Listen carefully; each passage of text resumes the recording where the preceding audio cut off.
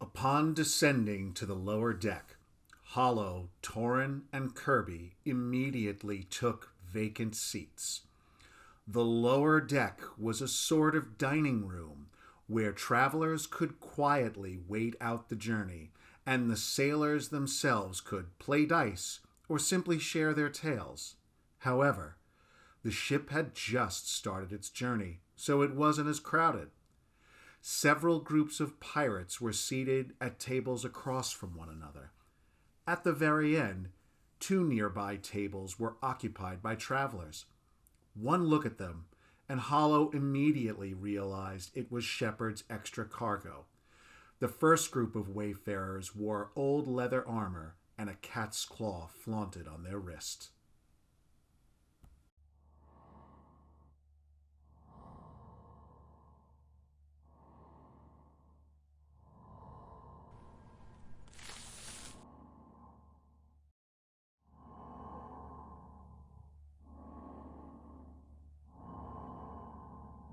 Leopard's claws? Even such a small gang got a contract? Shifting his gaze to a nearby table, Hollow cursed. In the middle of the table, surrounded by his men, Captain Gregg was hunched over a map and explaining something intensely in a half whisper to his crew. "It's Gregg," Kirby announced in a bass voice, and it was a miracle he didn't get the others' attention. "Exactly. The Milky Rogues and the Leopard's Claws are in too. But you'd better keep your voice down, Kirby," Hollow answered furiously. "What shall we do?" Torin asked. "I don't know yet," answered Hollow. Covering his face with his hand, Hollow looked once more at the sailors. Despite the fact that the sailors were busy talking and playing dice, all ungroomed, equally dressed, and similar in appearance, Hollow could see the differences he needed. The guy on the right has chafed knees, means he cleans the deck very often. His playmate twitches his cheekbone before he raises his bet. His hand is shaking. He's got good numbers. Not my man. At the next table, a silent sailor flicks his knuckles thoughtfully, nervous. What's that? He touched his right pocket. What are you hiding in there? Hollow shifted his gaze to the head of the Milky Rogues. The latter was too busy with his map and not paying attention to his surroundings. The Dark Captain immediately deduced that it was a map of Titan. He prepares himself carefully. Gotta figure out what he's got. Titan was full of mystery and attracted so many tourists. It was the perfect place to spin tourists for money. A port city full of crooks. You could find any fake here, and any peddler would gladly sell that fake at 3 times the price of the original. Tours to the long-faded Vulcan and games you can never win. Hollow had long thought of getting his hands on a small piece of the planet and having his own entertainment for the tourists. However, the planet was still rumored to be mystical. Rumor had it that it harbored secrets and that there was a hidden entrance in which ghosts lived inside Vulcan. Hollow had never paid much attention to these rumors, but now, given recent events, the picture in his eyes took on a different color. Perhaps our customer knows the passageway to Vulcan after all. But why would he want the crown? They obviously know more. Hollow glanced at Kirby whilst maintaining eye contact with the head of the Milky Rogues. "Kill him, boss?" Kirby asked bluntly. "No, my friend. Let's be more cunning," Hollow smiled. Meanwhile, on the upper deck, having successfully made his way onto the ship and obtained his cloak, Bo was about to make his way to the captain's quarters. But then he noticed Dr. Smitty talking to Pablo. "I couldn't find him. Damn ape is a fine one to vanish when he wants to," Pablo muttered. "What kind of ape?" Bo asked.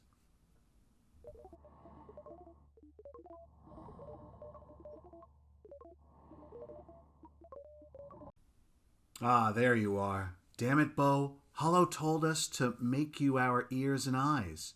There's other gangs on the ship. We've got to deal with them." "Got it," the albino ape smiled. and one of his nano daggers flashed in his hands. No, no killing, just observing. Pablo rolled his eyes. All right, no more jokes. Bo threw up his hands and moved to the bridge, where the first mate was steering the ship.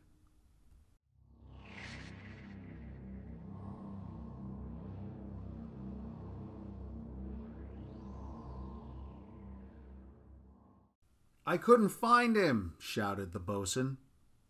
How could you not find him? The first mate was a tall, thin man with a clean-shaven face. You ought to inform the captain, the bosun suggested curtly. Are you an idiot? What if he understands? No.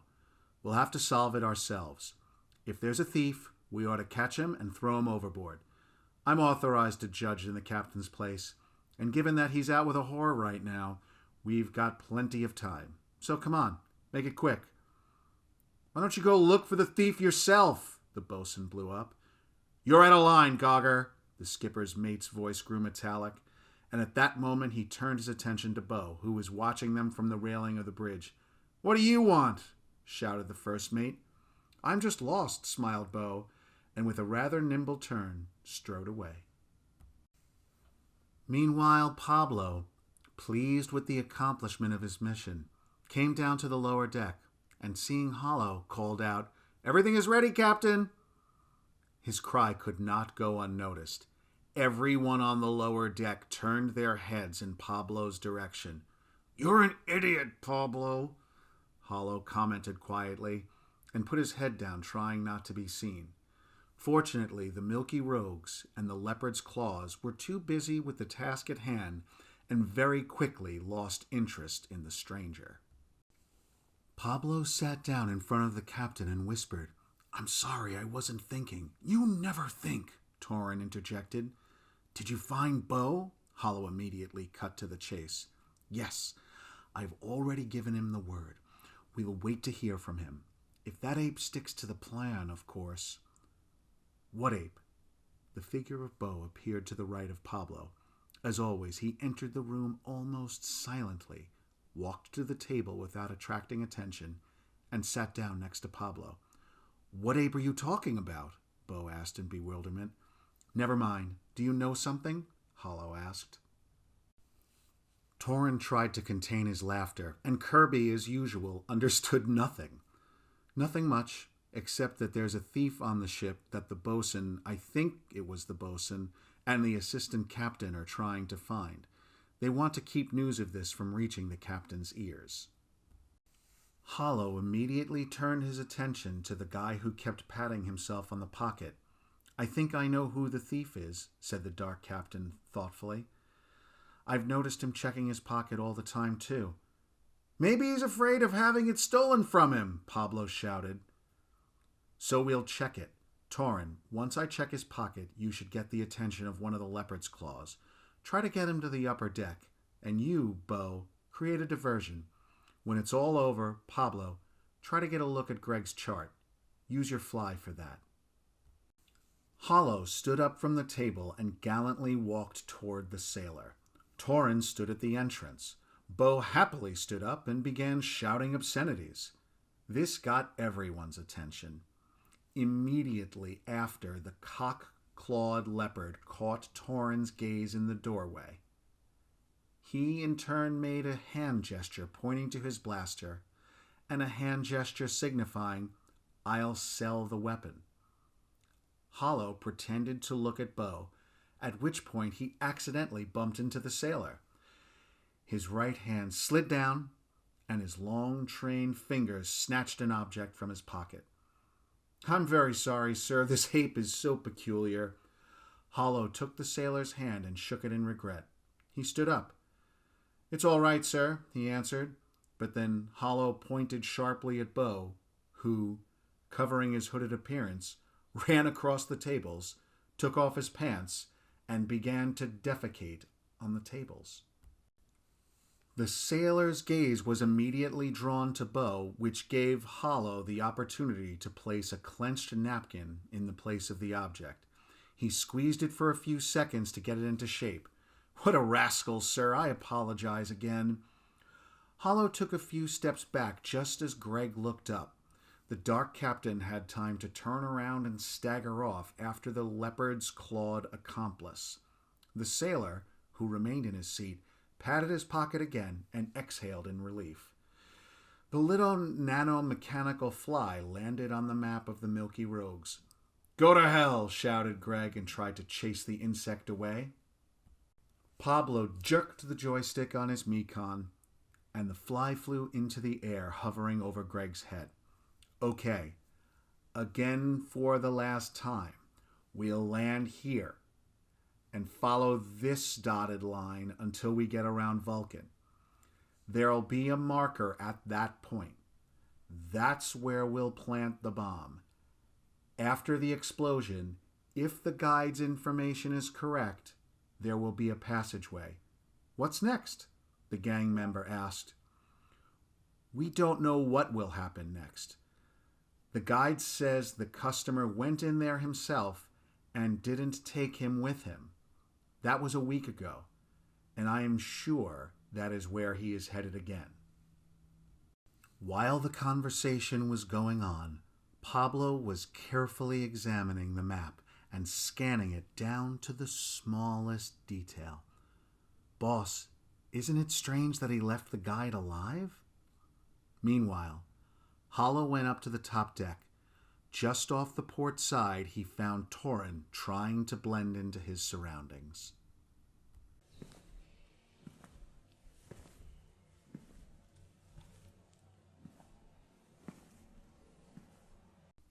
"I've never seen such a cool blaster. Where did you get it? How much would you sell it for?" Torin kept repeating and pulling his fingers toward the blaster. He smiled as he spied the jewel the sailor was trying to hide. Hollow quickened his pace, bumped into the sailor, who barely managed to keep his balance, and turned around in anger. "I'm very sorry, sir." Hollow folded his arms in apology and tried to get out of sight. With a tirade of obscenities, the victim turned to Torin, but was surprised to find no gunman. Trying to figure out where he'd gone, he began to look around, and just then spotted Kirby. The giant stood in front of him, keeping his gaze on the victim. While all this was going on, Shepard had already come to his senses and was looking at Ripley, who was pretending to have just gotten dressed with a half-asleep look on her face. "Did you like it, honey?" "I sure did. It was divine," she said, looking at him with feigned affection. "Well, yes," Shepard replied, confused. I don't know any other way." "Maybe we should get some air?" Shepard suggested. "Definitely." The pirate hurried to get dressed. While Ripley waited patiently for Shepard to dress, Hollow's cunning plan was in full play outside. After slipping away from the sailors and whispering to Hollow, Bo stealthily approached the bosun and whispered in his ear, "Are you looking for a thief?" "What's in it for you?" the bosun immediately objected. "Oh, I'm sorry. I probably should have gone to the ship's captain."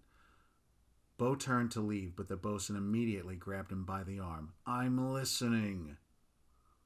Trying not to arouse suspicion, Bo described in detail the appearance of the man, who was behaving suspiciously and constantly checking his pocket. "So what? Maybe he was afraid of losing something of value," the bosun objected in the same manner. "In that case, it's not worth checking the only clue?" Bo sneered.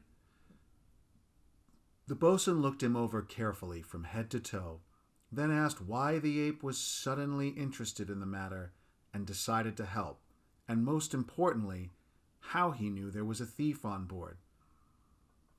"That's not important right now. Check the clue, then we'll talk." Bo deftly pulled his hand out and slid down the steps. The bosun stood for a few seconds pondering the situation, until suddenly he spotted a man matching the description on the deck. The young man tried to make his way down, but was blocked. "You there!" shouted the bosun. "What?" replied the member of the Leopard's Claw gang. "Show me your pockets," ordered the bosun. His voice made all the sailors drop what they were doing. "Why should I?"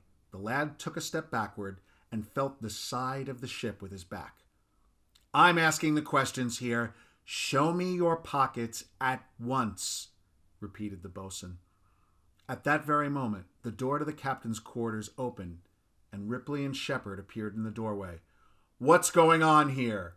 Heard the captain's deep voice. The boatswain's face took on a pale hue at once. He swallowed, searching the crowd for the familiar face of the first mate, but he seemed to have vanished.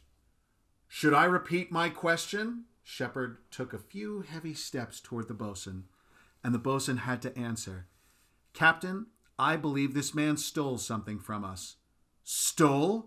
He's our customer. Why would he steal anything from us?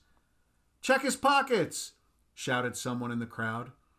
Only Ripley could recognize Hollow's heavily distorted voice. Also noticing the cat's paw tattoo, it wasn't hard for the girl to put 2 + 2 together. Werner's trying to get rid of the competition. Yeah, how dare you? Do you even know who I am? Leopard's Claw started yelling and calling his gang. As a doctor, I can deduce that this man is hiding something, shouted Dr. Smitty. I can see his breathing from here. Claw's Leopard heard his comrade's voice and rushed to his aid. The voice also attracted the attention of the Milky Rogues gang, and they too would have gotten involved if Pablo hadn't directed the fly to land on the map and self-combust. Greg was furious and ordered his guys to put out the fire. The Leopard's Claw gang made their way up to the top deck and found their comrade in the pirate's circle. A verbal altercation ensued, but in the end, the fellow was still forced to show his pockets. In his right pocket was found a gold watch signed, "To my Shepard." The captain of the pirate ship was furious. He had never been so brazenly robbed. Without further elaboration, he ordered the culprit thrown overboard. The Leopard's Claw gang blocked their comrade in the same way, but of course the sailors were outnumbered. I think we ought to lock them all in the hold. Ripley bent down and whispered in Shepard's ear.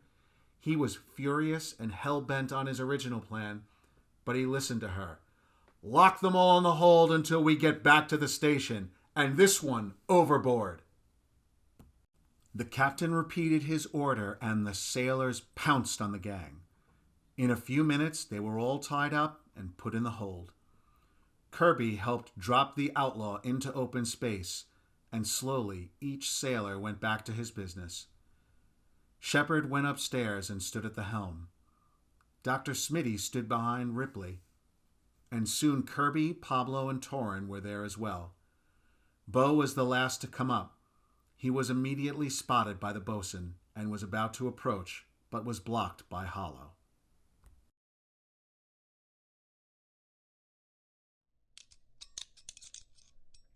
We need separate quarters, fresh water, and hot food, the Dark Captain said quietly but firmly. Why should I? I'll throw you overboard, you fool, was the boatswain's normal reaction to such insolent demands. Go ahead, but before my lungs dry out in outer space, Shepard will know how you and the first mate stole from him. And to cover your tracks, you framed a man from the Leopard's Claw. Do you think Shepard will throw you overboard too, or just hang you? Hollow's words made the boatswain turn white.